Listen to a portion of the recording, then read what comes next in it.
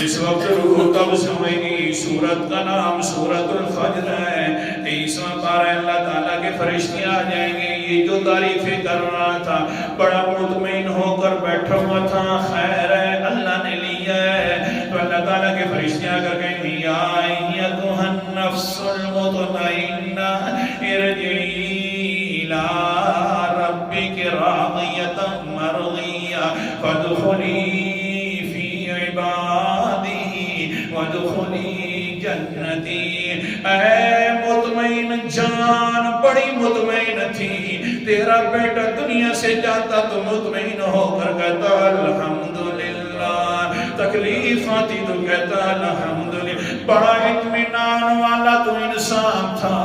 بہرحال کیا کر رجی الی ربک راضیۃ مرضیہ، اپنے رب کی طرف آ جا، تو بھی راضی ہوگا کیونکہ دنیا کے اندر تو نے اللہ کو راضی کر کے رکھا ہے.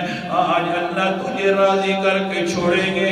اور سن لے فادخلی فی عبادی، اللہ کا حکم آ گیا ہے کہ میرے بندے جو خاص بندے ہیں، رسول ہیں، وقت کم ہے، صدیق ہیں، شہداء ہیں، صالحین ہیں، وحسن اولئک رفیقا، ان کے ساتھ آ جا وادخلی، اور جنت میں داخل ہو جا.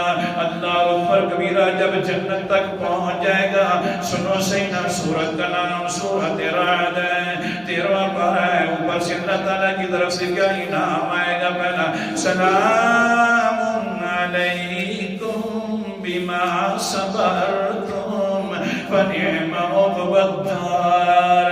آیت نمبر 24 ہے. سلامتی آ جائے گی. اللہ فرمائے گا وہ میرا بندہ تیرے اوپر میرے سلام ہو.